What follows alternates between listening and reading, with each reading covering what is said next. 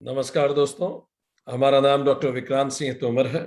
Project self incorporation USA, Bharat, Tapan Chaure foundation और united consciousness की तरफ से आप सभी का हार्दिक स्वागत है। दोस्तों, हम योग सूत्रम सीरीज का अध्ययन कर रहे हैं और आज 20वां सेशन है। अभी तक हमने पढ़ा सूत्र पहले में महर्षि पतंजलि बताते हैं, अब हम योग पढ़ेंगे। सूत्र दूसरे में बताते हैं योग क्या है, कि चित्त की वृत्तियों के निरोध को योग कहते हैं। उससे क्या होता है तो सूत्र 3 में वो बताते हैं व्यक्ति अपने स्वभाव में स्थिर हो जाता है। अन्यथा क्या होता है, वो स्वयं को वृत्तियों के अनुरूप ही मानने लगता है, जैसे मेंटल मॉडिफिकेशंस होते हैं। ये वृत्तियां कितने प्रकार की होती हैं सूत्र 4 में बताया गया। सूत्र 5 बताता है वृत्तियां 5 प्रकार की होती हैं, प्रत्येक क्लिष्ट और अक्लिष्ट होती है। सूत्र 6 में एक एक प्रकार को बताना शुरू किया जाता है। सूत्र 6 प्रमाण, विपर्य, विकल्प, निद्रा और स्मृति पांचों प्रकार का उल्लेख करता है। सूत्र 7 में बताते हैं प्रमाण वृत्ति के बारे में। सूत्र 8 विपर्य, सूत्र 9 विकल्प, सूत्र 10 निद्रा, सूत्र 11 स्मृति। अब इन वृत्तियों को कैसे रोकें, तो सूत्र 12 में वो बताते हैं कि अभ्यास और वैराग्य से वृत्तियों को रोका जा सकता है। अभ्यास क्या है, सूत्र 13 में बताते हैं चित्त की वृत्तियों को रोकने के लिए बार बार यत्न करना अभ्यास है। यह अभ्यास दृढ़ कब होता है, तो सूत्र 14 में बताते हैं दीर्घ काल तक निरंतर श्रद्धा पूर्वक सेवक किया जाने पर अभ्यास दृढ़ हो जाता है। फिर वैराग्य क्या है, तो सूत्र 15 में बताते हैं देखे और सुने गए विषयों में सर्वथा तृष्णा रहित चित्त की जो वशीकार नाम की अवस्था है वही वैराग्य है। तो वैराग्य की परम अवस्था क्या है, तो सूत्र 16 में बताते हैं कि पुरुष के ज्ञान से जब प्रकृति या माया के गुणों में तृष्णा का सर्वथा अभाव हो जाता है, उसी को परम वैराग्य कहते हैं। फिर उसके बाद वैराग्य होने से क्या हो जाता है, सूत्र 17 में वो बताते हैं वितर्क, विचार, आनंद और अस्मिता, इन चारों के संबंध से युक्त चित्त वृत्ति का समाधान असंप्रज्ञात योग हो जाता है। तो जब वशीकार वैराग्य होता है, उससे इन 4 स्टेप्स के माध्यम से संप्रज्ञात योग हो जाता है। संप्रज्ञात योग प्राप्त करने व अभ्यास करने के बाद क्या होता है, तो 18वें सूत्र में बताते हैं मानसिक क्रियाएं पूरी तरह से शांत हो जाती हैं, केवल संस्कार शेष रह जाते हैं, जिसे असंप्रज्ञात समाधि कहते हैं। अभ्यास और वैराग्य पूर्ण ना होने पे क्या होता है, चलिए पूर्ण हो गया तब तो असंप्रज्ञात समाधि हो ही गई, पर अगर ये वैराग्य पूर्ण ना हुआ तो क्या होता है, तो सूत्र 19 में बताते हैं व्यक्ति विदेह या प्रकृति लय अवस्था में आ जाता है। वह भव प्रत्यय या अंतिम जन्म में असंप्रज्ञात समाधि को प्राप्त कर लेता है, चरम पे पहुंच जाता है। ठीक है, फिर बाकी जो वहां नहीं पहुंच पा रहे हैं, जो वहां तक भी नहीं पहुंच पाए, जो न विधेय हो पाए न प्रकृति लय हो पाए, उनका क्या होता है, तो आज हम बात करने जा रहे हैं उनका क्या होता है। जो न विधेय हो पाए न प्रकृति लय हो पाए, वो लोग जो योगारूढ़ नहीं हो पाए, उनका क्या होता है।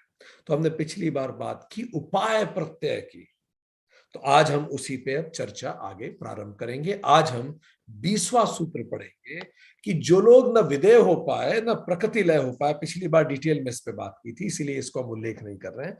अब आज का सेशन शुरू करते हैं, बाकियों का क्या होता है।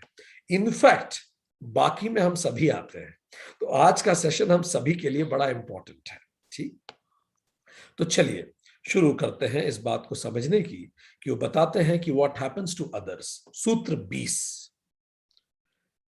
श्रद्धा, वीर, स्मृति, समाधि, प्रज्ञा पूर्वक इतरेशाम। सूत्र 20, तो जो विदेह या प्रकृति लय नहीं हो पाए, भव प्रत्यय पे नहीं पहुंच पाए कि बस एक जन्म लेना है और अपने आप ही असंप्रज्ञात समाधि सिद्ध हो जाएगी, कुछ नहीं करना। रामकृष्ण परमहंस, नानक देव, ऐसे कई नाम हमने पिछली बार देखे। तो इन सबको तो भव प्रत्यय कहा गया। भव मतलब बस हो जाना है, बस इन्हें पैदा मात्र होना है, बाकी सब अपने आप हो जाएगा, इन्हें कुछ नहीं करना। कोई प्रयास नहीं करना, बस पैदा होना है। पर बाकियों के साथ क्या होगा? तो सूत्र 20 बता रहा है बाकियों को उपाय प्रत्यय करने पड़ेंगे, उन्हें उपाय करने पड़ेंगे। कौन से उपाय? तो देखिए सूत्र कहता है इतरेशाम। इतरेशाम मतलब बाकी, इनके अतिरिक्त जो बचे हैं, विदेह और प्रकृति लय के अतिरिक्त जो लोग बचे हैं, तो 99% जनसंख्या की बात अभी चल रही है, हम सब की बात चल रही। इतरेशाम, विदेह और प्रकृति लयों के भिन्न योगियों को क्या करना पड़ता है? श्रद्धा, वीर्य, स्मृति, समाधि, प्रज्ञा, इन 5 उपायों से वो असंप्रज्ञात की तरफ बढ़ेंगे। मतलब इन्हें प्रयास करना पड़ेगा, हम सबों को प्रयास करना पड़ेगा। टू अदर्स दिस समाधि comes through faith, strength, memory, absorption, clarity और विजडम। ये 5 स्टेप्स हैं जिनसे हम सबको गुजरना पड़ता है। These are the 5 steps towards ourselves. हर व्यक्ति, ऑलमोस्ट मेजॉरिटी इस धरती पे जो आया है, यदि उसको परम को जानना है तो ये 5 स्टेप से उसे गुजरना पड़ेगा। पहली is Shraddha. What does that mean? Faith. Faith in what? Faith in 4 things. 4 चीजों में faith. First, faith in the mission. जो जीवन का उद्देश्य है उसमें faith. Yes, this is what I want. कोई कंफ्यूजन नहीं है, मुझे यही चाहिए। अब ये जब हम आपको बता रहे हैं, ये सुनते समय आप परम समाधि के तरफ भी विचार कर सकते हैं, या अपने जीवन का जो भी उद्देश्य हो, जो भी लक्ष्य हो, उसको ध्यान में रखिए और हम जो बताते जा रहे हैं उसको सुनता जाइए। आपका लक्ष्य एक एग्जाम निकालना है, आपका लक्ष्य अपने माता पिता की सेवा करना है, आपका लक्ष्य समाधि लेना है, आपका लक्ष्य स्वयं को पहचानना है, आपका लक्ष्य जानवरों को बचाना है, आपका जो भी लक्ष्य है उस लक्ष्य को सोचिए और जो हम बता रहे हैं ये सुनते जाइए। 5 कदम आपको लेने पड़ेंगे। ठीक, पहला है फेथ, श्रद्धा। फेथ किसमें? फर्स्ट, फेथ इन मिशन, कि हां मुझे 100% फेथ है, क्लैरिटी है अपने मिशन के बारे में, ये सही है और करने योग्य है। ये पहली बात। दूसरा, फेथ इन मी, मैं कर सकता हूं। मोहम्मद अली बॉक्सिंग रिंग में चिल्लाते थे, आई एम द ग्रेटेस्ट, मैं ग्रेटेस्ट हूं। फेथ इन मी, मैं कर सकता हूं इसे, इसमें कोई कंफ्यूजन ना हो। तीसरा, faith in the master. Faith in the master who is leading us, जो हमें आगे लेके जा रहा है। हां, मुझे 100% भरोसा है उस गुरु में, उस टीचर में जो हमें लेके जा रहा है आगे। फेथ इन द मास्टर, जैसे एकलव्य को भरोसा था। Faith in the master. And चौथा, फेथ इन द मैसेज। ये जो ग्रंथ हम पढ़ रहे हैं, योग सूत्र, या कोई भी चीजें जो मैं पढ़ रहा हूं, जान रहा हूं, उसमें विश्वास। तो faith in the mission, faith in my self, faith in the master and faith in the message, ये चारों में पूर्ण श्रद्धा का होना अनिवार्य है। कोई भी विद्यार्थी नहीं सीख सकता यदि उसको टीचर में विश्वास ना हो। आप जब भी कॉलेज में जाते हैं, स्कूल में जाते हैं, if you don't trust the teacher, then you can't learn anything from that teacher. So, and if you can't trust yourself, so even if teacher dies teaching, we can't learn anything. हम खुद में भी हमें विश्वास रखना पड़ता है, श्रद्धा रखनी पड़ती है। विश्वास और श्रद्धा में थोड़ा सा अंतर है। विश्वास इज बिलीव्स, श्रद्धा इज फेथ। तो विश्वास क्या होता है? बिगिनिंग लेवल पे होता है कि मुझे इस चीज में विश्वास है। ये कई बार ब्लाइंड भी होता है और इसमें आप एक्सपेरिमेंट करते रहते हैं, तो ये विश्वास होता है इनिशियल लेवल। पर फेथ कब बनता है? वो विश्वास जब एक ट्रस्ट होता है, इसमें पर्सनल एक्सपीरियंस होता है। ये फेथ कभी ब्लाइंड नहीं होता है, पर्सनल एक्सपीरियंस होता है कि yes, this is right, this teachings is right, it is really helping me. ये जो मैसेज है योग सूत्र का, ये सच में मुझे मदद कर रहा है। मैं अनुभव कर रहा हूं मेरे जीवन में परिवर्तन होते हुए। इसको हम कहेंगे फेथ, जो एक्सपीरियंशियल है। ये अंधा नहीं है, ब्लाइंड नहीं है कि किसी ने कह दिया इसलिए मैंने मान लिया, मुझे महसूस हुआ है उससे अंतर अपने होने में। रॉबर्ट क्लैन लिखते हैं अपनी एक कविता में, जो शायद फेथ को अच्छे से समझाती भी है। My hope is built on nothing less than Jesus blood and righteousness. I dare not trust the sweetest frame, but wholly lean on Jesus' name. मुझे और कुछ नहीं चाहिए, बस जीसस का नाम पे ही मुझे पूरा विश्वास है। On Jesus, the solid rock I stand. उनकी सॉलिड रॉक जो जीसस रूपी है उस पर मैं खड़ा हूं। All other ground is sinking sand.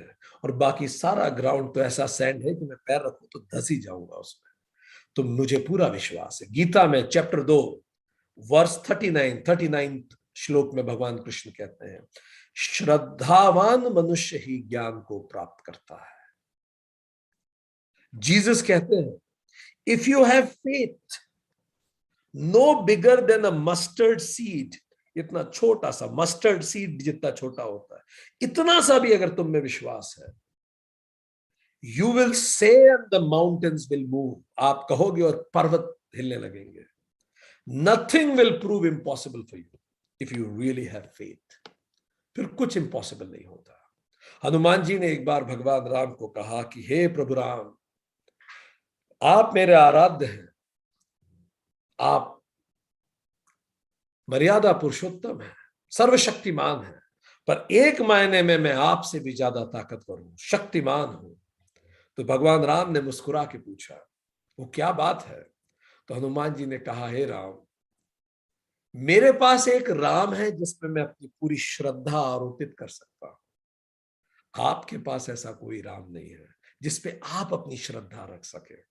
तो इस मायने में मैं बहुत ताकतवर हूं कि मेरे पास राम है जिसपे मैं अपनी पूरी श्रद्धा आरोपित करता हूं। गीता 17वें अध्याय श्लोक 28 में भगवान कृष्ण कहते हैं, जिसमें श्रद्धा नहीं उसके यज्ञ तप दान व्यर्थ है। वो कुछ भी करे वो बेकार ही है।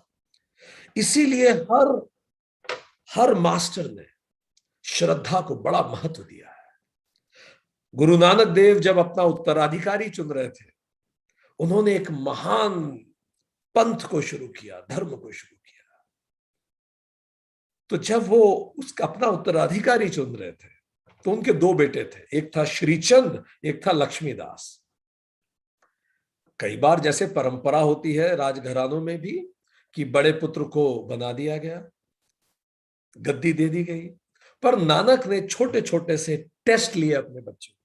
बड़े इंटरेस्टिंग टेस्ट थे और टेस्ट श्रद्धा बेस्ड थे।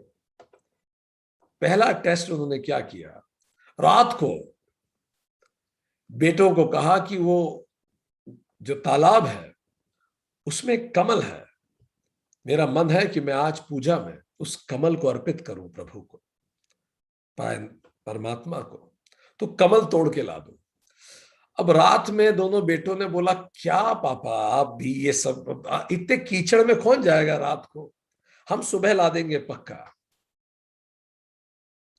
उन्होंने अपने एक शिष्य को कहा, शिष्य उसी रात अंधेरे पूरा कीचड़ से लथपथ तालाब में उतर गया और फूल तोड़ के बिना एक प्रश्न पूछे सीधे गुरु नानक देव को लाके दे दिया। इसको कहते हैं श्रद्धा। एक बार नानक ने फिर से टेस्ट लिया, क्योंकि जो गुरु नानक जी की वाइफ थी वो, उनका कहना था कि बेटों को मौका मिलना चाहिए किसी दूसरे से पहले। तो उन्होंने एक और टेस्ट लिया, बिल्कुल ठंड पड़ती, ठंड में, पंजाब की तो ठंडे भी बड़ी कड़क पड़ती है। उन्होंने अपने बेटों को कहा, मेरे कपड़े धो के ले आओ, कल मैं पहनूंगा उसे। अब इतनी रात को उन्होंने कपड़े धोने को कहा। दोनों बेटों को बड़ा अजीब लगा और उन्होंने मां से कहलवाया कि इनको कहो कि कल हम धो देंगे, दूसरे कपड़े पहन ले। पर जब एक शिष्य को बोला, उतनी ही कड़क ठंड में जिसमें हाथ जम जाते थे, जाके उन्होंने धोना चालू कर दिया और कपड़े धो के लाके दे दिए। गुरु आज्ञा में पूरा विश्वास। नानक ये देखना चाहते थे। एक बार नानक ने बड़ा अजीब तीसरा टेस्ट लिया। उन्होंने कहा कि एक मुर्दा, एक कपड़ा ढका हुआ था, कहा इसमें मुर्दा है, तुम खा लो। बच्चों को बहुत वियर्ड लगा, कैसी बात कर रहे हैं। उस शिष्य ने बोला, गुरुजी, सिर की तरफ से खाना है कि पैर की तरफ से खाना है? क्योंकि शिष्य कल्पना में भी नहीं सोच सकता था कि गुरु कुछ इरेशनल बोलेंगे, कुछ अतार्किक बोलेंगे, कुछ गलत बोलेंगे। अगर कहा है तो सोचना ही नहीं है। नानक जी ने कहा, सिर्फ पैर की तरफ से खाओ। तो उसने जैसे ही चादर हटाई तो उसके नीचे पूरे फूल बिछे हुए थे। उसके बाद गुरु ने, वो जो शिष्य था, उसको 5 पैसे, एक नारियल और एक चंदन का तिलक करके गुरु गद्दी दे दी। उस शिष्य को आज हम गुरु अंगद देव के नाम से जानते हैं। सो छोटे छोटे से टेस्ट, श्रद्धा के टेस्ट नानक ने किए ताकि गुरु गद्दी सही व्यक्ति तक पहुंचे। इसी श्रद्धा से तो मीरा ने जहर पिया था। और जब आज मेडिकल साइंस प्लासीबो की बात करती है, प्लासीबो मतलब अगर आपको डॉक्टर में 100% भरोसा है और वो आपको मिश्री की गोली भी दे दे तो भी आपके शरीर उस पर रेस्पॉन्ड करेगा। आप अगर और जानना चाहें तो प्लासीबो पे आप रिसर्च कीजिए गूगल पे। प्लासीबो ये कहता है कि अगर आपको डॉक्टर पे पूरा भरोसा है कि मुझे ठीक कर ही देगा, तो आपको अगर वो चीनी की गोली दे देगा तो भी आपके शरीर में परिवर्तन होना चालू हो जाएगा। क्योंकि आपका दिमाग यदि कन्विंस्ड है, श्रद्धा उसमें पूरी है, तो शरीर उसको रिस्पॉन्ड करता है। संकल्प में विकल्प नहीं होता, फिर कोई विकल्प ही नहीं होता। सो ये है फेथ विच इज मस्ट। जब फेथ होता है, पूरा 100% भरोसा, तो फेथ से क्या आता है? फिर स्टेप 2 आती है। फेथ चारों में, फेथ इन द मिशन, अक्षुण, faith in my self, faith in the masters, faith in the message. Faith होना, फेथ जब होता है तो फेथ से वीर्य पैदा होता है। वीर्य का मतलब पराक्रम, हिम्मत, वाइटैलिटी, स्ट्रेंथ, परसिवरेंस, वीर्य। जब आपको 100% भरोसा है अपने मिशन पे कि मैं करना चाहता हूं, तो अपने आप जबरदस्त हिम्मत आती है आपके अंदर। एक विमान जा रहा था, उसमें एक छोटी सी बच्ची अकेले ट्रेवल कर रही थी। उनके पास में एक सज्जन बैठे थे, 40-45 साल उम्र थी। खाना सर्व हुआ, बच्ची बड़े चाव से खाना खा रही थी, साथ में वीडियो गेम भी खेलती जा रही थी। अचानक प्लेन ऐसे ऐसे वॉवेल करने लगा, हिलने लगा। सब घबरा गए और एकदम से अनाउंस हुआ कि वेदर बहुत खराब है। सब एकदम से घबरा गए, सभी ने खाना भी बंद कर दिया। जो पास में सज्जन थे वो हनुमान चालीसा का जाप करने लगे आंख बंद करके। वो बच्ची बड़े चाव से खेलती जा रही और गेम भी खेल रही और खाना भी खा रही, और अंकल को देख के मुस्कुराती जा रही, और अंकल भगवान का नाम लेते जा रहे। थोड़ी देर 5-1 मिनट तक ये चलता ही रहा। फिर जब ये सब शांत हुआ, सबकी जान में जान आई, उसके बाद फिर सबने खाना चालू किया। तो अंकल ने बोला, बेटा तुम्हें पता है अभी जब तुम खाने और गेम में इतनी बिजी थी तो विमान ऐसे ऐसे हिल रहा था पूरा? बच्ची ने मुस्कुरा के बोला, हाँ अंकल मुझे पता है, वो बहुत हिल रहा था, एकदम से वॉवेल हो रहा था। तो it was a bumpy ride, she said. तो अंकल ने बोला, पर तुम्हें डर नहीं लगा? तुम तो खाना भी खा रही थी, गेम भी खेल रही थी, मुझे देख के मुस्कुरा भी रही थी। उस बच्ची ने बोला, नहीं मुझे बिल्कुल डर नहीं लगा। तो बोला, तुम बड़ी हिम्मती हो। तो बच्ची ने मुस्कुरा के बोला, नहीं अंकल मैं हिम्मती नहीं हूं, एक्चुअली इस विमान को जो चला रहे हैं ना पायलट, वो मेरे पापा हैं, और पापा को पता है कि मैं इस फ्लाइट में हूं। तो कोई चिंता की बात नहीं है, क्योंकि मेरे पापा इस फ्लाइट को चला रहे हैं। मेरा पिता इस दुनिया को चला रहा है, वो परम पिता हम सबको चला रहा है। जिसको उस परम पिता में विश्वास होता है उसको कहीं डर नहीं लगता। निर्भय निडर हो जाता है। डर का मतलब ही विश्वास की कमी है, खुद में या सेल्फ में या सुप्रीम में। यदि कभी भी हमें डर लग रहा है, इसका मतलब भी लैक फेथ। किसी भी चीज का डर लग रहा है, कहीं ना कहीं फेथ की कमी है, सेल्फ में या सुप्रीम में कहीं ना कहीं कमी है फेथ की। सो फेथ लीड्स टू हिम्मत, हिम्मत आती है उसमें। गुरु गोविंद सिंह नंगी तलवार लेके खड़े हो गए और कहा, कौन है जो पंथ के नाम पे अपना गर्दन देने को तैयार है। 20,000 की भीड़ में एक व्यक्ति का नाम सामने आया, उसमें इतनी हिम्मत थी। उसका नाम था दया सिंह। तो दया सिंह आए, गुरु अंदर लेके गए और तलवार पे टपकता हुआ खून लेके वापस आए, टेंट के अंदर लेके गए और उसकी मानो बलि दी हो और लेके आए तलवार को। फिर से पूछा, और कोई है?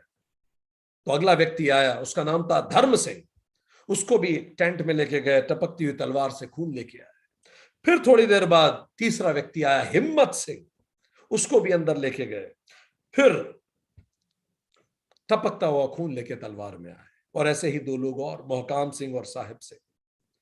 पर जरा सीक्वेंस देखिए, दया सिंह मतलब कंपैशन, दया से आता है धर्म, धर्म का मतलब विश्वास, पूरा राइटियसनेस में पूरा 100% विश्वास। तो दया से धर्म होता है, और धर्म से क्या आती है? हिम्मत सिंह। हिम्मत आता ही धर्म से है। जब आप सही होते हो, अपने आप हिम्मत आती है। जब आप में फेथ होता है, तो अपने आप हिम्मत आती है। यही चीज को तो जिहाद कहा जाता है। जिहाद का अर्थ, वास्तव अर्थ तो यह है, अपने अंदर की कमियों को खत्म करना, विश्वास रखना और खुद में इंप्रूव करना। कई लोग जब इसका गलत अर्थ लेते हैं तो समाज में बर्बादी फैलती है। एक चिड़िया तालाब की तरफ उड़ रही थी और जंगल में आग लगी थी बहुत तेज। तो सारे जानवर भाग रहे थे जंगल से, चिड़िया तालाब से जंगल की तरफ उड़ रही थी। जंगल के राजा शेर ने पूछा, तुम कहां जा रही हो? चिड़िया ने बोला, मैं चोंच के पानी से जंगल की आग बुझाने जा रही हूं। शेर ने बोला, चोंच के पानी से जंगल की आग नहीं बुझती। चिड़िया ने कहा, यह सच है, शायद चोंच के पानी से जंगल की आग न बुझे, शायद इस आग को बुझाने में मैं मर जाऊं। पर जंगल के राजा, जितनी ये बात सच है कि चोंच के पानी से जंगल की आग नहीं बुझती, उतनी एक और बात सच है कि जब भी ये आग बुझेगी तब इतिहास लिखा जाएगा, और इतिहास में 3 लोगों का उल्लेख होगा। पहला, वो कौन थे जो भाग रहे थे जब जंगल में आग लगी, मेरे समाज मेरे देश में आग लगी थी, कौन थे जो भाग गए थे? वो कौन थे जिन्होंने इस आग को लगाया था? और तीसरे, वो कौन थे जिन्होंने इस आग को बुझाने की कोशिश की थी? तो चिड़िया ने बोला, हे जंगल के राजा, भले इस कोशिश में मैं मर ही जाऊं, पर इतना तो करके मरूंगी कि जिस दिन इतिहास लिखा जाएगा, मेरा नाम उन लोगों में शामिल होना चाहिए जिन्होंने कोशिश की थी। तो दोस्तों, हमारा नाम उनमें जरूर शामिल होना चाहिए जिन्होंने ईमानदारी से कोशिश की थी, सेल्फ रियलाइजेशन की। हमने सब कुछ किया जो कर सकते थे। यह है वीर। अब आगे बढ़े। जब वीर परम होता है, जब आप पूरा प्रयास लगाते हैं, एफर्ट लगाते हैं, तो 3 चीजें स्वतः होती है। पहला, 100% एफर्ट होता है, पूरा एफर्ट। दूसरा, 100% फोकस होता है, पूरा फोकस।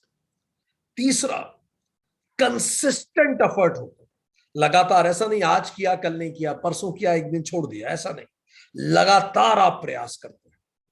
और चौथा होता है फॉरबियरेंस, आप दुख उठाने के लिए भी तैयार हैं अपने मिशन को प्राप्त करने के लिए। तो 4 चीजें जरूर होंगी जब भी वीर्य होगा। पहला, 100% प्रयास, खुद से पूछिए क्या 100% प्रयास है? दूसरा, 100% फोकस। तीसरा, कंसिस्टेंस, लगातार प्रयास करना। और चौथा, फॉरबियरेंस, दुख सहने को तैयार हो। ठीक, जब ये चारों चीजें होंगी, तब इंसान अगले लेवल पे पहुंचेगा, लेवल 3, स्मृति। स्मृति means memory. Memory means constant remembrance, हर पल हर क्षण अपने लक्ष्य को याद रखना, एक भी पल ऐसा ना हो कि मैं अपने लक्ष्य को भूला हूं। Constant remembrance of the goal, whatever is your goal. If the goal is self realization, हर पल वो याद रखना कि मैं यहां क्यों आया हूं। लक्ष्य को एक पल के लिए भी ना भूलना, हर कदम उस लक्ष्य की ओर चलना। जो भी लक्ष्य से दूर ले जाए उस तरफ न जाना। सुबह उठता ही पहला विचार लक्ष्य होना, रात को सोते समय अंतिम विचार लक्ष्य होना, दिन भर लक्ष्य के बारे में ही सोचना। ये सब मेमोरी है, मेमोरी है। कुछ लोग किसी को दफना रहे थे तो जीसस वहां से निकले। जीसस ने बोला अगर तुम खुद को जानना चाहते हो तो मेरे पीछे हो लो। तो उन लोगों ने बोला पहले हम इस डेड को दफना तो दें। तो जीसस ने कितनी सुंदर बात कही, उन्होंने कहा follow me, let the dead बरी देयर ओन डेड। ये सांसारिक जो काम है, लेट द डेड बरी देयर ओन डेड, उन्हीं लोगों को करने दो। तुम आओ और वास्तविक जीवन की तरफ मेरे पीछे आओ। एक बार जीसस से किसी ने पूछा, जानबूझ के पूछा जीसस को फंसाने के लिए, कि ये जो राजा है उसको हम टैक्स दें कि ना दें। आप तो संसारिक बातें ही नहीं करते, आप तो कहते हैं संसारिक चीजें कुछ नहीं होती, तो हम टैक्स दें कि ना दें। अब अगर जीसस कहते हैं मत दो तो राजा नाराज होंगे, और जीसस कहते हैं दो तो सांसारिक बातों में लगा रहे हैं सबको। तो जीसस ने बड़ी सुंदर बात कही। जीसस ने कहा pay the crown what belongs to the crown. सिक्का जो होता था उस जमाने में, उसमें राजा का मोहर छपी होती थी, राजा का चेहरा छपा होता था। तो उन्होंने कहा जो भौतिक है उसको भौतिक लोगों को दे दो, ठीक, and pay the God what belongs to God, और जो आध्यात्मिक है उसको परमात्मा को सबमिट कर दो। तो हमारी आत्मा सब कुछ आध्यात्मिक है, ये शरीर भौतिक है, भौतिक चीजों को भौतिक को दे दो, और जो गॉड का है उसे गॉड की तरफ लगाओ। इसीलिए हमारे शास्त्रों में अलग अलग तरह से याद दिलवाने का तरीका है। हम यहाँ तिलक लगाते हैं, बिंदी लगाते हैं, जो याद दिलाता है कि हमें खुद को रियलाइज करना है। भगवा कपड़ा पहना जाता है जो याद दिलाए हर पल कि हमारा आचरण उचित हो। इसीलिए आचार्य कहा जाता था गुरुकुलम में। आचार्य का मतलब जिसका आचरण उचित हो, जो कभी ना भूले कि वो एक रोल मॉडल है। आचार्य। हाथ में धागा पहनाया जाता है जो इस बात का प्रतीक है कि अपने कर्मों के प्रति आप सचेत रहे। बार बार रिमेम्बरेंस से बहुत गहरा असर पड़ता है। आप किसी भी फौजी ऑफिसर्स मैस में जाके खाना खाइए, वहां जो स्लोगन लगे होते हैं वो इस कदर इंस्पायरिंग होते हैं कि खाना खाते खाते आप बस उन स्लोगन को देखें और आपके अंदर एड्रेनल और शौर्य बहने लगता है। लिखा जाएगा कि यदि आप कहते हैं कि आप मौत से नहीं डरते तो या तो आप झूठ बोल रहे हैं या आप गोरखा हैं। अब कोई गोरखा होगा उसका सीना चौड़ा होगा पढ़ के, ऐसा लिखा रहता है दीवालों पे। कहीं लिखा है follow me if I lead, मेरे पीछे आओ अगर मैं तुम्हारे आगे चलूं। Shoot me if I retreat, और अगर मैं पीठ दिखाऊं तो तुम ही सबसे पहले गोली मार देना। Avenge me if I die, और अगर मैं मर गया कर्तव्य पथ पे तो बदला लेना। जब खाते पीते उठते बैठते आप इन सब माहौल को देखते हैं तो धीरे धीरे आपके डीएनए में चेंज आने लगता है। जब आप वहां एनडीए में उस बिल्डिंग में चलते हैं तो बिल्डिंग के ऊपर उन कॉरिडोर्स का नाम उन शहीदों के नाम पे है जिन्होंने गौरवान्वित किया उनकी बटालियन। हॉल ऑफ फेम पे उनके फोटो लगे हुए हैं। आते जाते शौर्य की गाथाएं आप देखते रहते हैं, खुद ही चारों तरफ दीवारें आपको कहानियां सुनाती हैं। धीरे धीरे व्यक्ति तैयार हो जाता है कर्तव्य की वेदी पे अपनी जान झोंकने के लिए। कई बार प्राइवेट कॉर्पोरेट परेशान होते हैं कि हम लोगों को 8 घंटे नौकरी करने के लिए प्रेरित नहीं कर पाते, और एनडीए व्यक्ति को जान देने के लिए कैसे प्रेरित कर लेता है। रिमेंबरेंस, कांस्टेंट रिमेंबरेंस, नाम, नमक और निशान का बार बार याद करते रहे। ये जो राष्ट्रीय ध्वज होता है ये भी तो एक रिमेंबरेंस होता है। इसीलिए 5 वक्त की नमाज पढ़ी जाती है, प्रेयर की जाती है बार बार, ताकि आप याद करें ठीक। अगर आपको अभी भी ये बात समझ में नहीं आ रही रिमेम्बरेंस की, तो किसी भी ऐसे स्टूडेंट से जाके मिलिए जो आईआईटी की सिंसियरली तैयारी कर रहा हो, उससे पूछो, दिन भर उसे कुछ याद ही नहीं रहता आईआईटी के अलावा, खाना खाते खाते भी बेसुध रहता है, किसी से बात करते करते भी बेसुध रहता, पता नहीं कहां रहता है। और आपको अभी भी समझ में नहीं आ रहा हो तो किसी एयरपोर्ट पे देखिए लोगों को, वो कुछ भी कर रहे होंगे, थोड़ी थोड़ी देर में बाद अपना बोर्डिंग पास निकाल के देखते रहेंगे गेट और फ्लाइट का नंबर। 24 घंटे पूरे समय, मान लो 2 घंटे बाद भी अगली फ्लाइट है, पूरे समय उनके दिमाग में एक रिमेम्बरेंस रहती है, मेरी फ्लाइट है, मेरी फ्लाइट है। ऐसी रिमेम्बरेंस गीता में अध्याय 8 श्लोक 7 में भगवान कृष्ण बोलते हैं, हे अर्जुन, तू सभी काल व कर्मों में मुझे याद रख, हर काल हर कर्म में मुझे याद रख, तभी अंत काल में तू मुझे स्वतः याद कर पाएगा। ये बड़ी महत्वपूर्ण। बुद्धिज्म में वो यहां लिखवा देते हैं, कई लोग बुद्धिस्ट हमने देखे, वो यहां टैटू बनाते हैं, अनिच्छ। अनिच्छ मतलब अनित्य। ये वर्ल्ड ड्रामा है, तो बार बार जब देखे तो पढ़ने में आए दिन में 100 बार अनित्य अनित्य अनित्य, सब अनित्य, सब जाना ही है। तो ये सब चीजें, यही चीजें रिमेम्बरेंस है। रिमेम्बरेंस है। जब आप पूरे समय इस चीज को याद रखें तो फिर क्या होगा, स्वाभाविक रूप से स्टेज 4 में आप जाएंगे। ठीक। स्टेज 4 क्या है? समाधि। समाधि का मतलब a state of mind absorbed in objective.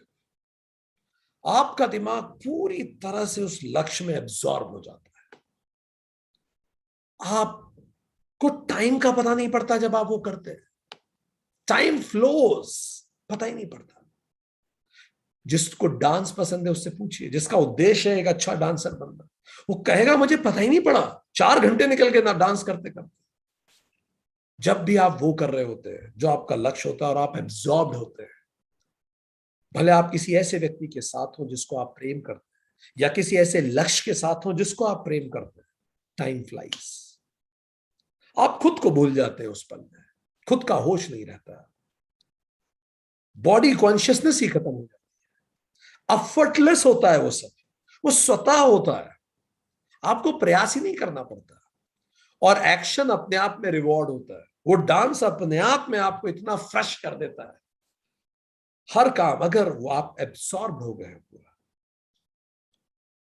Bhagat Singh लिखते हैं, उससे उनसे पूछा जब किसी ने कि आपकी माता है, पिता है, परिवार है, आप भी किसी से प्रेम करते थे, तो भगत सिंह कहते हैं, इस कद्र वाकिफ है मेरी कलम मेरे जज्बातों से कि मैं इश्क अगर लिखना भी चाहूं तो इनकलाब लिखा जाता है। मैं क्या करूं, it automatically comes to me. मैं इश्क अगर लिखना भी चाहूं तो इनकलाब लिखा जाता, completely absorbed in the goal all the times. when you eat that objective, you dream that objective, आप उसी के सपने देखते हो, आप उसी को खाते हो, आप उसी के बारे में सोचते हो, आप उसी के बारे में बात करते हो, आप वही करते रहते हो, आप फ्लो में होते हो। इसको कहते हैं समाधि, कंप्लीटली एब्सॉर्ब्ड। ये स्वतः होगा अगर रिमेम्बरेंस पूरा है तो। और जब ये एब्सॉर्प्शन पूरा होता है तो आप 5वें स्टेज पे पहुंचते हैं, प्रज्ञा,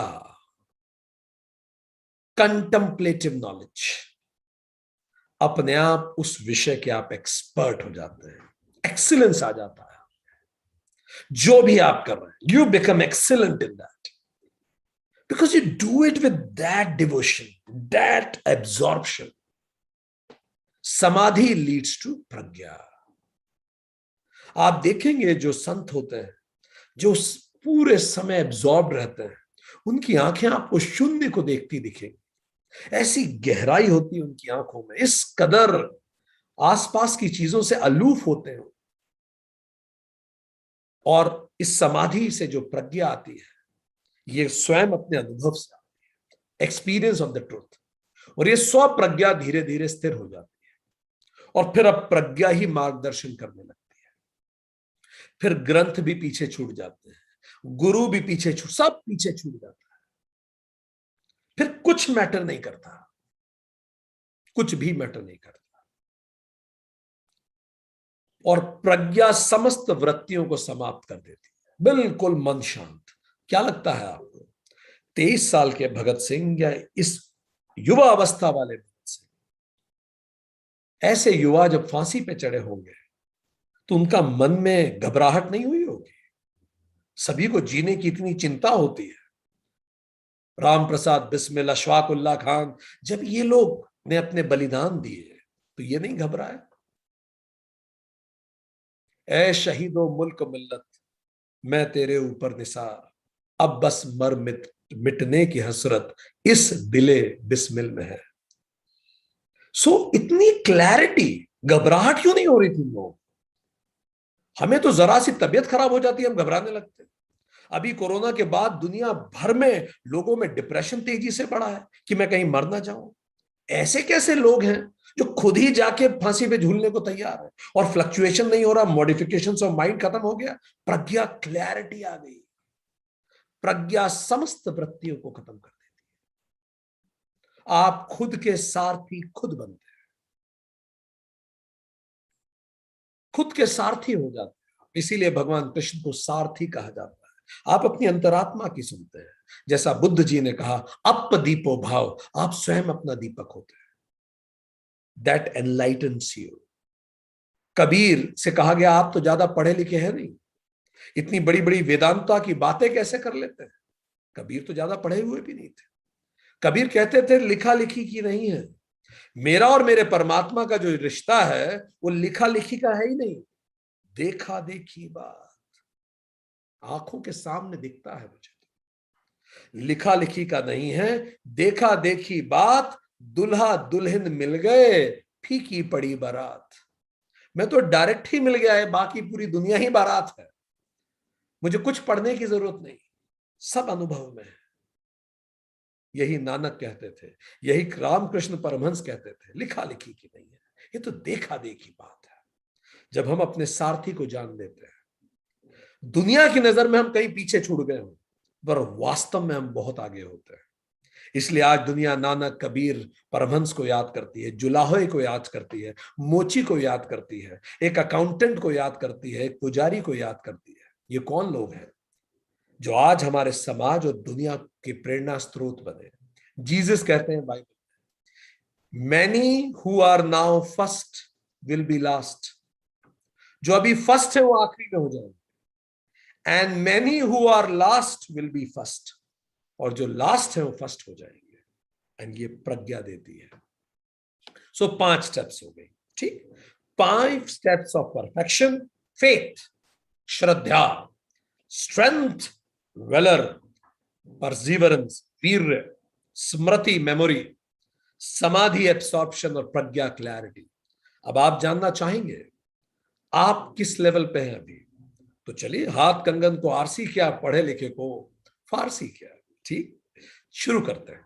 हम आपसे 20 क्वेश्चन पूछने जा रहे हैं, आपको 10 में से अंक देने हैं। ठीक, अगर आप बिल्कुल वैसे ही हैं तो 10 में से 10 दीजिए, आप बिल्कुल वैसे नहीं है तो 0 दीजिए, थोड़े ऐसे भी हैं थोड़े वैसे भी हैं 5 दे दीजिए, जैसे हैं वैसे दीजिए। ठीक है, सो लेट्स सी। हम आपसे क्वेश्चन पूछेंगे, आपको अंक देना है। अंक देने के लिए बस आपको क्वेश्चन नंबर लिखते जाइए, अंक देते जाइए। शुरू करते हैं। पहला question, this is the question on faith. Heading डालिए फेथ। फेथ पे 4 प्रश्न है। पहला प्रश्न, ठीक,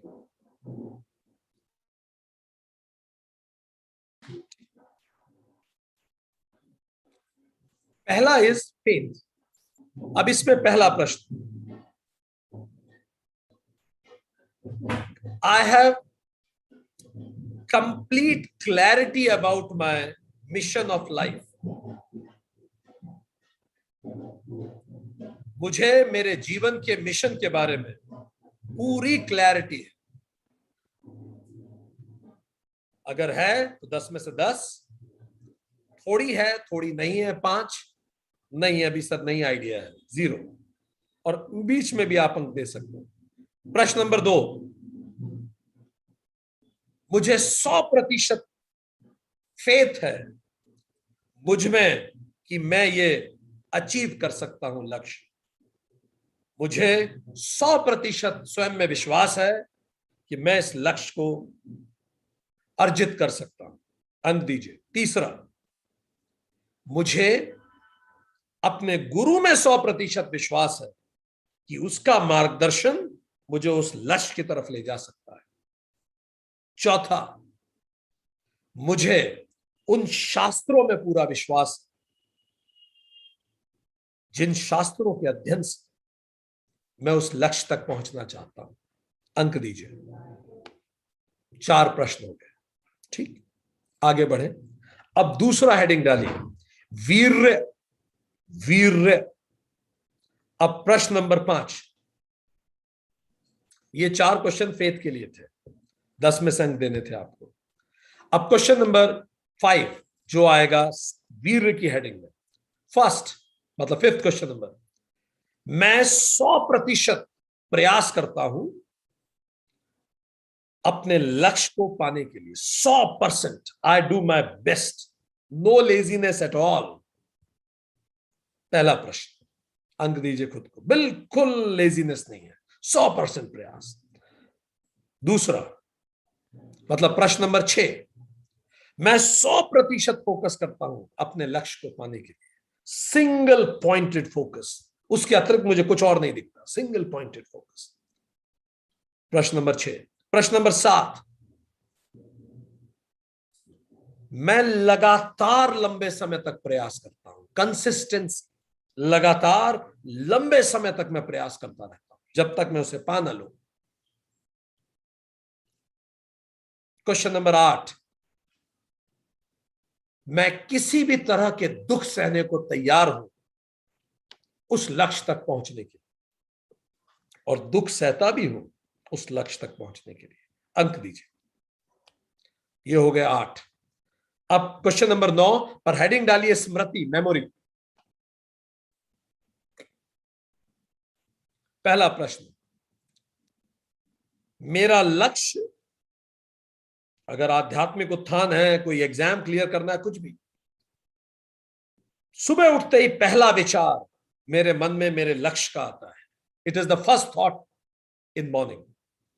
ये क्वेश्चन नंबर 9 है। Question number 10, it is the last thought in night. ये रात को अंतिम विचार भी यही रहता है कि मुझे स्वयं को पाना है, स्वयं का आत्म अनुभूति करनी है। क्वेश्चन नंबर 11, इसी के बारे में मैं दिन भर सोचता रहता हूं, दिन भर। I think about it whole day. Question number 12, मैं केवल वही कार्य करता हूं जो मुझे लक्ष्य की तरफ ले जाए, और जो कार्य मुझे लक्ष्य से दूर ले जाते हैं वो मैं कतई नहीं करता। अंक दीजिए। परफेक्ट। ये अंक हैं आपके मेमोरी के। अब आइए, अब लिखिए समाधि, हेडिंग डालिए, और क्वेश्चन नंबर 13 सुनिए। जब मैं उस कार्य को करता हूं मेरे लक्ष्य की तरफ, तो टाइम फ्लोज, समय बह जाता है, पता ही नहीं पड़ता। अंक डालिए। दूसरा, मैं खुद को भी भूल जाता हूं जब मैं उस काम में लगा होता हूं। तीसरा मतलब sorry, I mean question number 13, 14, question number 15, effortless, मुझे प्रयास ही नहीं करना पड़ता।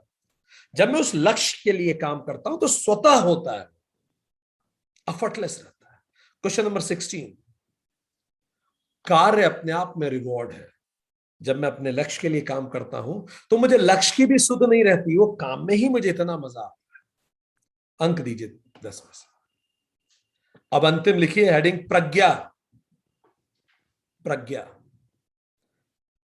पहला प्रश्न मतलब क्वेश्चन नंबर 17, क्वेश्चन नंबर 17, प्रज्ञा में पहला, नो फ्लक्चुएशंस इन माइंड। मेरा दिमाग पूर्णतः से शांत रहता है, मेरे दिमाग में कोई फ्लक्चुएशंस नहीं होते, कोई मॉडिफिकेशंस नहीं। दूसरा, मेरा स्वयं के ऊपर पूरा कमांड है। I have 100% command of my self, on my self. मेरी इच्छा के बिना ना क्रोध आता है ना करुणा, सब कुछ मेरे कंट्रोल में है, सारे भाव। तीसरा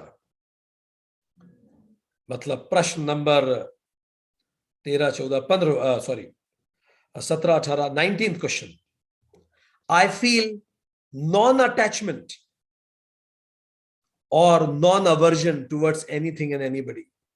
किसी भी चीज और व्यक्ति के प्रति मेरे मन में ना तो राग है ना द्वेष है, ना अनुराग है ना द्वेष है। ये क्वेश्चन नंबर 19 था। और लास्ट प्रश्न 20वां, मुझे अपने जीवन के बारे में कंप्लीट क्लैरिटी है और कोई कंफ्यूजन नहीं है। 10 में से अंक दे दीजिए। परफेक्ट। अब इनको आप बाद में जोड़ लीजिएगा, हम आपको स्केल बता रहे हैं। जिनको 0 से 40 अंक मिले हैं वो रॉ हैं अभी, उनके केवल इंटेंट कर रहे हैं स्पिरिचुअल प्रैक्टिस का, ठीक। जिनके 40 से 80 अंक आए हैं टोटल, वो बिगिनर लेवल पे हैं, ठीक। जिनके 80 से 120 हैं वो एक्टिव है, they are active in their spiritual path, ठीक है। जिनके 120 से 180 हैं वो सिंसियर हैं अपनी स्पिरिचुअल प्रैक्टिस। जिनको 180 से 199 मिले हैं, 199 तक, 180 to 199, they are devoted, and जिसके 100 आए, they are perfect to walk on this path. So these are the 5 steps. आप ये भी इससे पता लगा सकते हैं इस स्केल से आप कौन सी स्केल में कमजोर है। आप पांचों को भी अलग अलग कैलकुलेट कर सकते हैं, पर अगर आपने इन प्रश्नों का उत्तर में लक्ष्य को सेल्फ रियलाइजेशन रखा है तो आपके उत्तर अलग होंगे, और आपने लक्ष्य कुछ और रख के सोच आंसर दिया तो भी आपके उत्तर अलग हो सकते हैं। टेक्निकली आध्यात्मिक उन्नति के लिए लक्ष्य होना चाहिए सेल्फ रियलाइजेशन। आगे बढ़े। अब फिर पतंजलि ये बताते हैं कि चलिए ये पांचों स्टेप्स हैं, पर इन स्टेप्स में भी लोग वेरी करते हैं। इन पांचों स्टेप्स में भी जो लोग हैं वो अलग अलग हैं। कैसे? सूत्र 21, तीव्र संवेगानाम आसन्न, बड़ा महत्वपूर्ण बात उन्होंने कही। अगले सूत्र में कहते हैं जिनके साधन की गति तीव्र है उनकी निर्भीत समाधि जल्दी हो जाती है। सीधी सी बात है, जो तेज चलते हैं वो जल्दी पहुंचते हैं। Walk fast, you reach early, fine. For those yogis where urge for samadhi is very intense, they reach to the goal of samadhi very early. संवेग शब्द यूज किया है इसमें। संवेग का मतलब, सम मतलब टुगेदर, वेग मतलब मूविंग क्विकली, तो दे मूव क्विकली टुगेदर। संवेग को वेदांत मुमुक्षुत्वम कहता है, इंटेंस डिजायर। वाचस्पति मिश्रा कहते हैं इंटेंस डिटैचमेंट, एक्सट्रीम डिजायर। ये डिजायर किस तरह हो?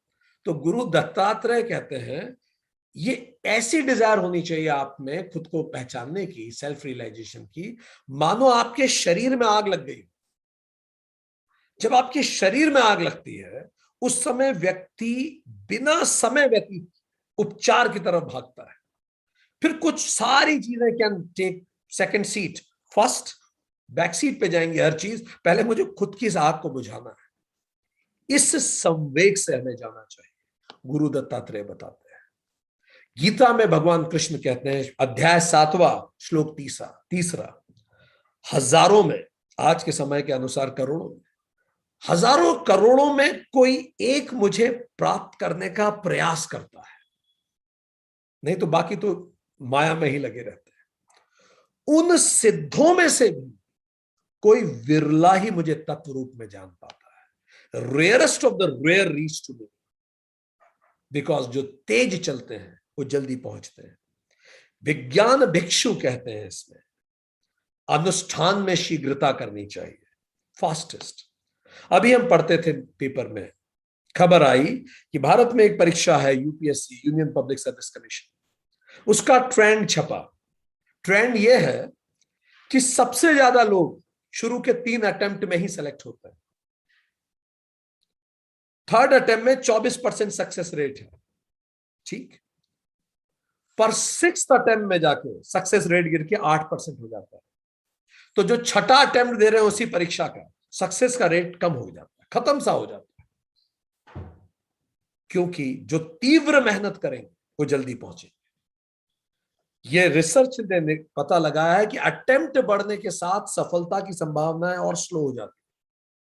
इसीलिए तीव्र मेहनत कीजिए, बहुत तेजी से दौड़िए इसकी तरफ। ये पार्ट टाइम काम नहीं है, it's a full time stuff. Rather this is the only thing to be done, बाकी सब कैन टेक बैक सीट। सूत्र 22 में महर्षि पतंजलि कहते हैं, वो बताते हैं कि ये जो स्पीड है, उन्होंने स्पीडोमीटर भी बता दिया है। स्पीडोमीटर उन्होंने बताया कि किस गति से लोग चलते हैं, ठीक है।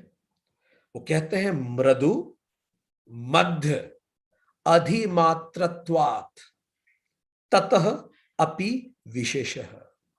ये जो तेज चलते हैं ना लोग, ऑर्डिनरी से तीव्र संवेग वाले, पर ये तीव्र संवेग वाले भी 3 प्रकार के होते हैं। कुछ होते हैं मृदु, मतलब बाकियों से तो तेज पर स्लो है फिर भी, ठीक है। ऑर्डिनरी से तेज पर एक्चुअली स्लो, मृदु स्लो। दूसरे मध्य मीडियम पेसर। तीसरे अधिमात्र एक्सट्रीमली फास्ट। ये 3 भेद होने से भी समाधि लाभ काल में भेद हो जाता है।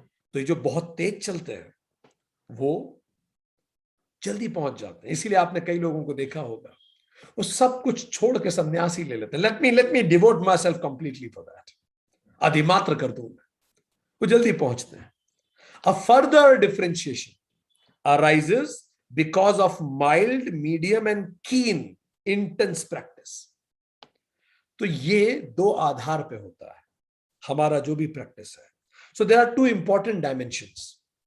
आप एक मैट्रिक्स की कल्पना कीजिए, उसके 2 डायमेंशंस, एक्स एक्सिस और वाई एक्सिस पे अलग अलग चीजें देखिए।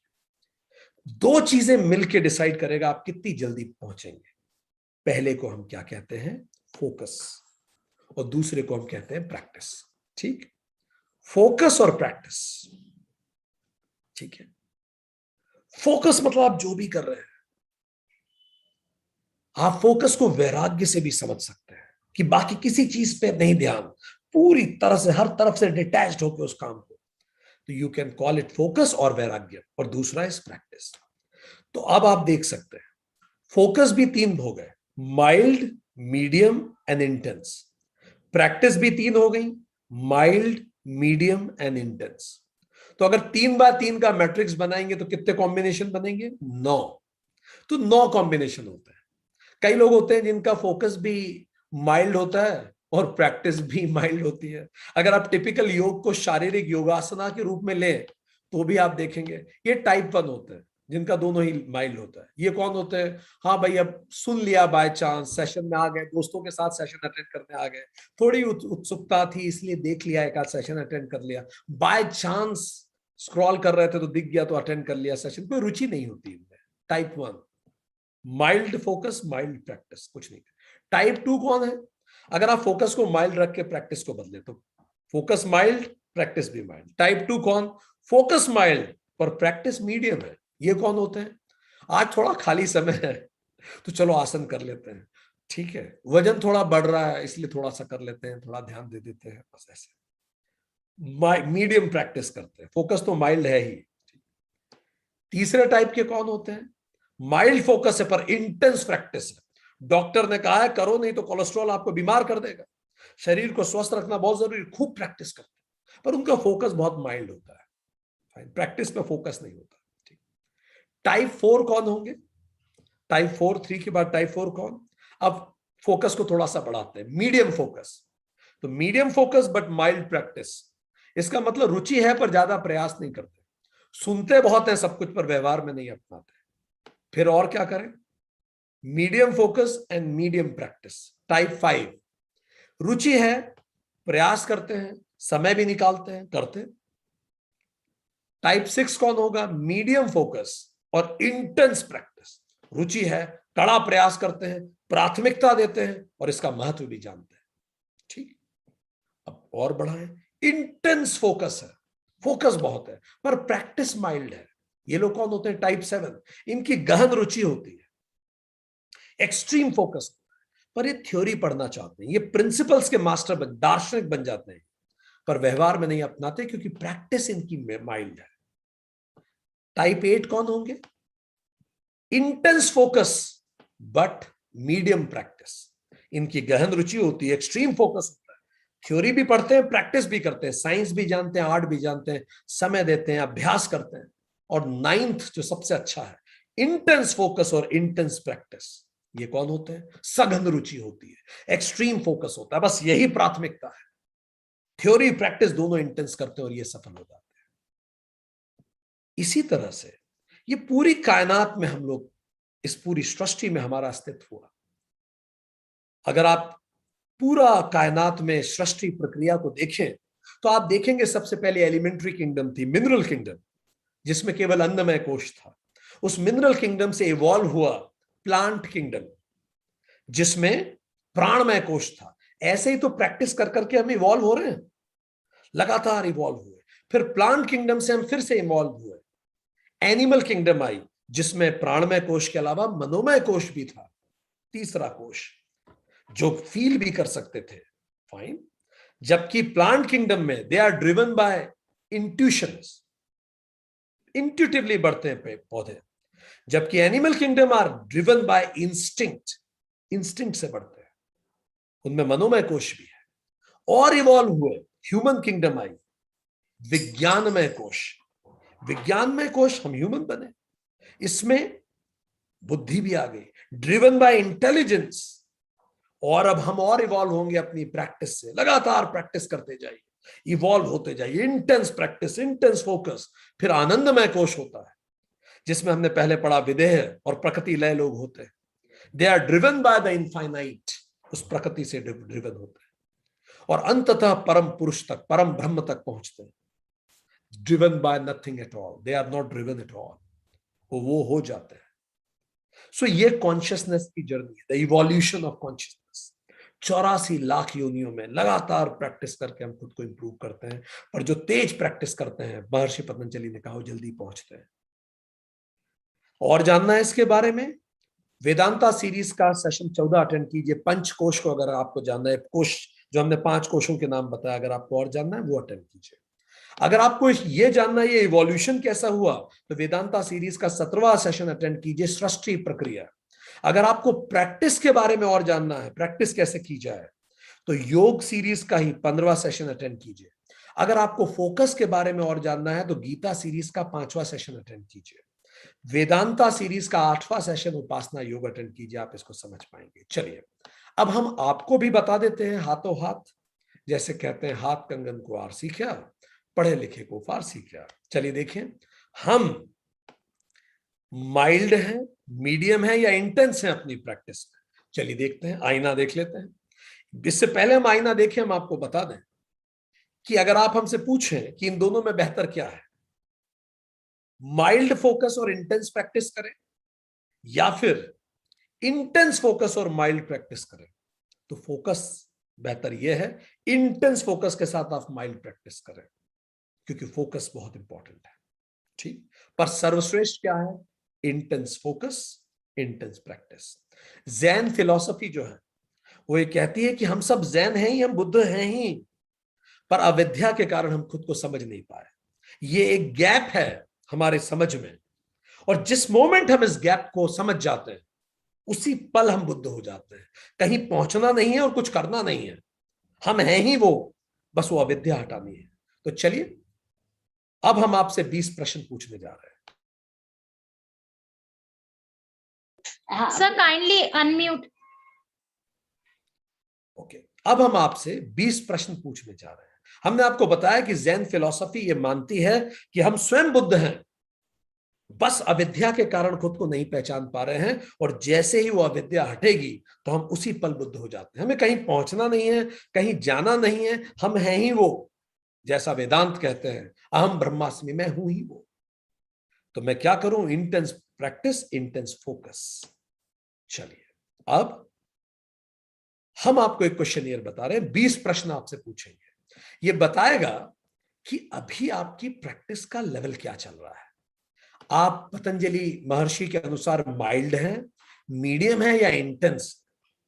चलिए आईना देखते हैं। Be very honest in answering yourself. Fine, बिल्कुल उसी तरह से हम करेंगे। आपको 10 में से अंक देने, अगर एग्जैक्टली आप ऐसा करते हैं तो 10 में से 10 दीजिए, नहीं करते 0, थोड़ा करते हैं थोड़ा नहीं करते 5, उसी हिसाब से दाएं बाएं कीजिए। पहला प्रश्न, I never miss any spiritual session. मैं कभी कोई भी आध्यात्मिक सेशन मिस नहीं करता जो मैं रेगुलरली अटेंड करता हूं, उसमें से कोई भी सेशन में मिस नहीं करता। I am most regular. ठीक, अंक दीजिए। इसको इस तरह से समझ सकते हैं कि मैंने एक भी वेदांता का सेशन मिस नहीं किया, ऐसे भी आप सोच सकते हैं। क्वेश्चन नंबर 1, अंक दीजिए। क्वेश्चन नंबर 2,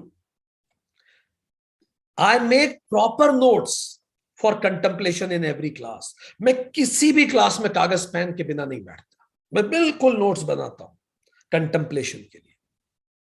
अंक दीजिए खुद को। मतलब मैं सब्जी काटते हुए, टीवी देखते हुए, सोते हुए, लेटते हुए नहीं क्लास अटेंड करता। ठीक, नोट्स बनाता हूं। अंक दीजिए खुद को। पॉइंट नंबर 3, क्वेश्चन नंबर 3, जो भी मैं नोट्स बनाता हूं रोज उस पर अलग से मनन करता हूं, रोज मनन करता हूं अपने नोट्स पे बैठ के। ठीक, जो नोट्स उन पे कंटेम्पलेट करता हूं daily. Question number 4, I meditate daily. मैं रोज अपनी उम्र के बराबर मिनट मेडिटेशन करता हूं। मैं रोज अपनी उम्र के बराबर के मिनट मेडिटेशन करता हूं। मेरी 40 साल की उम्र है तो 40 मिनट मेडिटेट करता हूं। 5वां, जब मैं गलती से कोई क्लास मिस कर देता हूं तो मुझे बहुत गहरा गिल्ट होता है, बहुत गहरा गिल्ट होता है। ठीक, 6, 6 क्वेश्चन, मैं कोई भी स्पिरिचुअल प्रैक्टिस मिस नहीं करता। जो जो मेरी स्पिरिचुअल प्रैक्टिस है रूटीन की, योगासन करना है मुझे मेडिटेशन करना है, मुझे प्राणायाम कर, मैं कभी उसे मिस नहीं करता।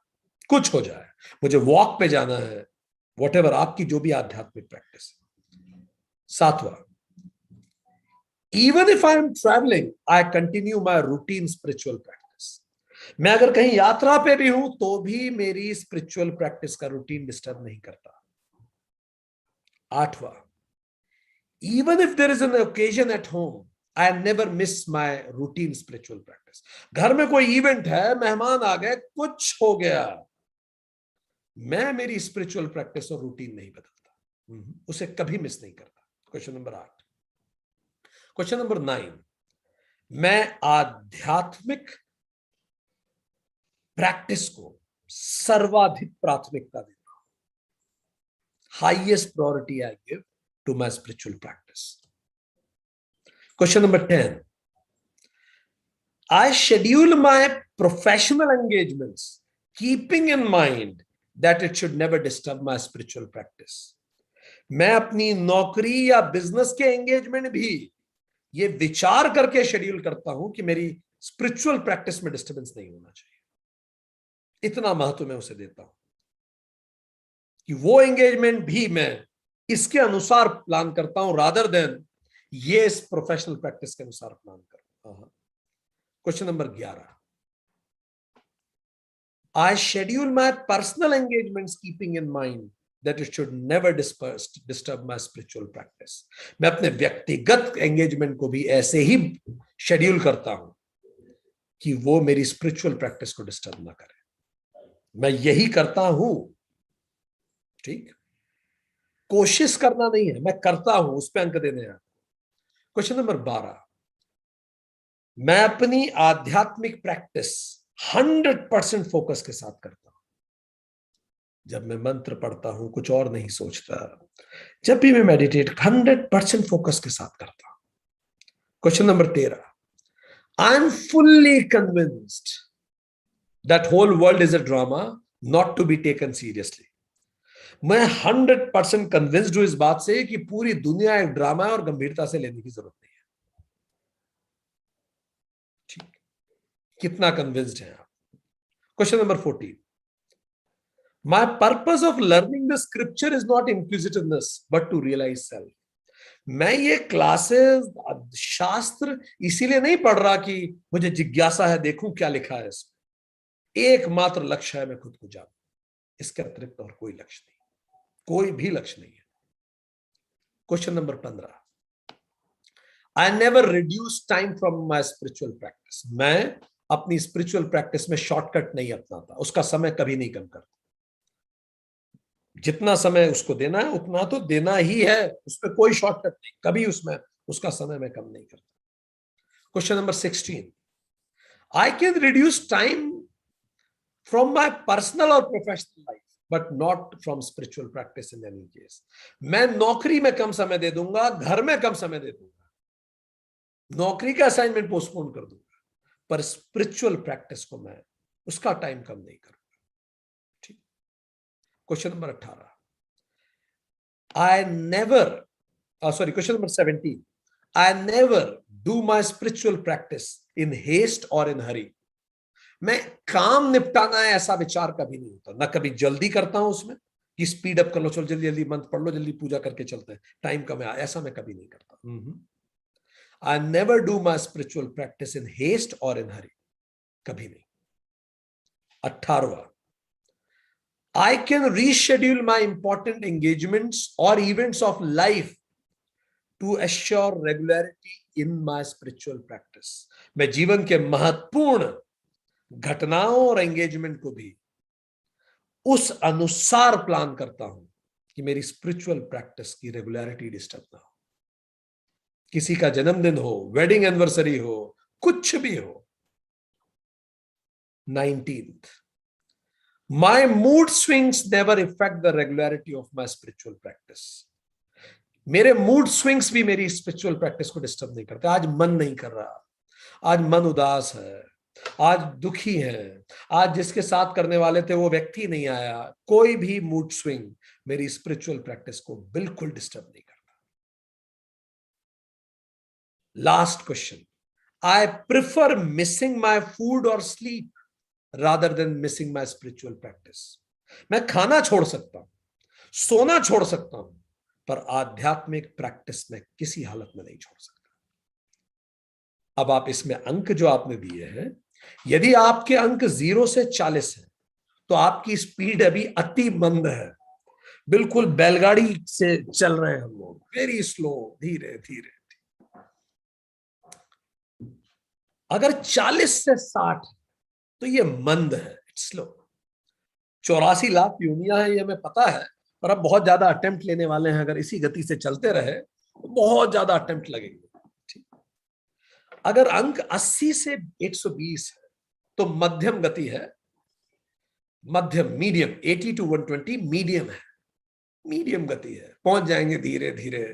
लोकल से है, मुंबई लोकल तो खैर बहुत तेज चलती है, पर आज लोकल गाड़ियां होती हैं उससे चल रहे हैं, बहुत सारे स्टॉपेज हैं जिसमें। 120 से 160, 120 to 160, इट इज मध्यम तीव्र, medium fast, fine. It's an express, express में है अब आप, मीडियम है बट फास्ट है। 120 to 160, 161 से 199 अगर आप हैं तो आप सुपर फास्ट एक्सप्रेस में, तीव्र है आप। ठीक। और अगर 200 अंक हैं आपके तो आप बुलेट ट्रेन में बैठे हैं, बहुत जल्दी पहुंचने में। तो चलिए एक क्विक रिकैप करते हैं, आज हमने क्या पढ़ा। आज हमने ये जाना कि बाकियों का क्या होता है। महर्षि पतंजलि बताते हैं बाकियों को उपाय करने पड़ते हैं। उपाय क्या है? श्रद्धा, वीर, स्मृति, समाधि और प्रज्ञा। इन 5 स्टेप से वो वहां तक पहुंचते हैं।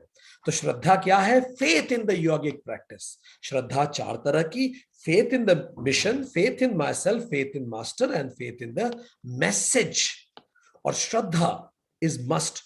बिलीफ और फेथ में अंतर यह है, बिलीफ बिगिनर लेवल होता है, ये ब्लाइंड हो सकता है, वेर यू एक्सपेरिमेंट। पर faith is trust based, personal experience से आता है, इट्स नॉट ब्लाइंड। हमने रॉबर्ट क्लैन के भी एक कविता सुनी, हमने देखा गीता में भगवान कृष्ण ने कहा श्रद्धावान मनुष्य ही ज्ञान को प्राप्त कर पाता है।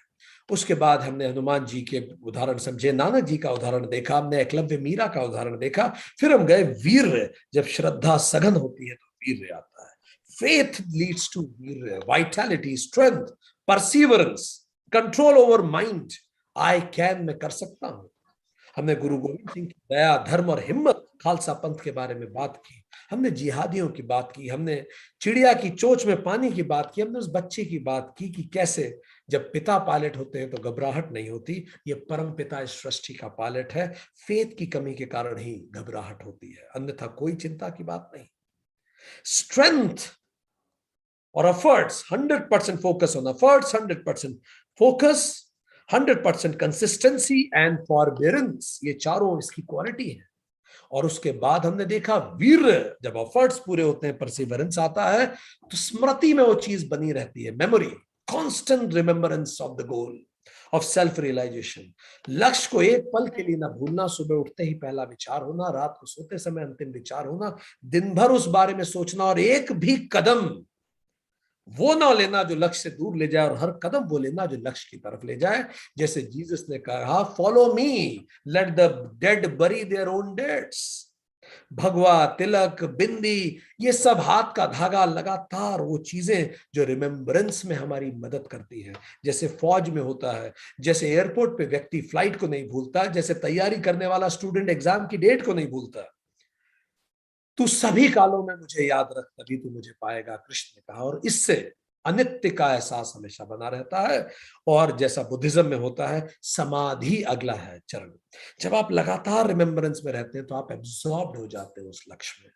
The state of mind is absorbed in the objective. आपकी आंखें शून्य में रहती हैं, आप कुछ कहीं और होते हैं, वहां होते हुए भी नहीं होते। इस कदर वाकिफ है मेरी कलम मेरे जज्बातों से, मैं इश्क अगर लिखना भी चाहूं तो इनकलाब लिखा जाता है। Completely absorbed in the goal. Time flow करता है, आप खुद को भूल जाते हैं। बॉडी थकती है पर मन फ्रेश रहता है, एफर्टलेस होता है, और एक्शन इटसेल्फ रिवॉर्ड होता है। जब ये स्थिति आ जाती है उस कार्य में, तो प्रज्ञा जनरेट होती है, कंटेम्पलेटिव नॉलेज। समाधि लीड्स टू प्रज्ञा, एंड दैट प्रज्ञा comes from your own experience. और धीरे धीरे आपका जो अनुभव होता है, एक्सपीरियंस होता है, वो स्थिर हो जाता है। फिर आपके अंदर की प्रज्ञा, विजडम आपको गाइड करती है। फिर ना तो गुरु की जरूरत पड़ती है, ना ग्रंथ की जरूरत पड़ती है। अप दीपो भव, आप स्वयं दीप बन जाते हैं, अपना दिया स्वयं होते हैं। सारी वृत्तियां रुक जाती हैं, जैसे भगत सिंह की फांसी के समय रुकी, सारथी की आप सुनने लगते हैं। एंड कबीर, नानक और परमहंस की तरह लिखा लिखी की नहीं है, देखा देखी बात होती है। दुल्हा दुल्हन मिल गए, फीकी पड़ी बारात। तो श्रद्धा, वीर, और ये कोई फ्लक्चुएशन दिमाग में नहीं होता, फुल कमांड होता है खुद पे। आई फील नो अटैचमेंट और अवर्जन टू एनीबडी, बीच में आ जाता हूं, मध्यम मार्ग, और कंप्लीट क्लैरिटी होती है जीवन के बारे में, कोई कंफ्यूजन नहीं। श्रद्धा, वीर, स्मृति, समाधि और प्रज्ञा, ये 5 स्टेप्स हमें उपाय करने पड़ते हैं।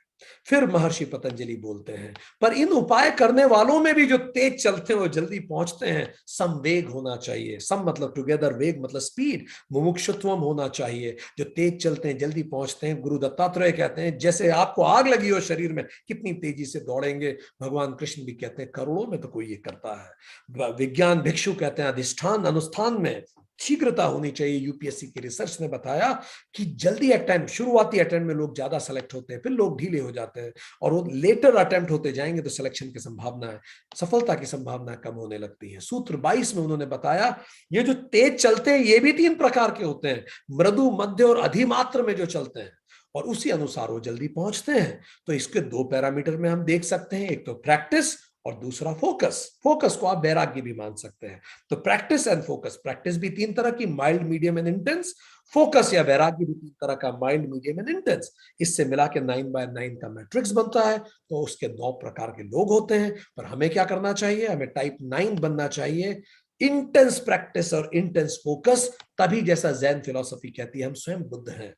बस हमें वो अज्ञान को हटाना है, और इस अज्ञान को हटाने की ही पूरी जर्नी है। एलिमेंट्री किंगडम, मिनरल किंगडम, जिसमें अन्नमय कोश होता है, फिर प्लांट किंगडम, प्राणमय कोश, फिर एनिमल किंगडम, मनोमय कोश, फिर विज्ञान में ह्यूमन किंगडम। लगातार हम इवॉल्व हो रहे हैं, अपनी ही इस प्रैक्टिस से बढ़ते चले आ रहे हैं। कितनी लंबी जर्नी है हमारी।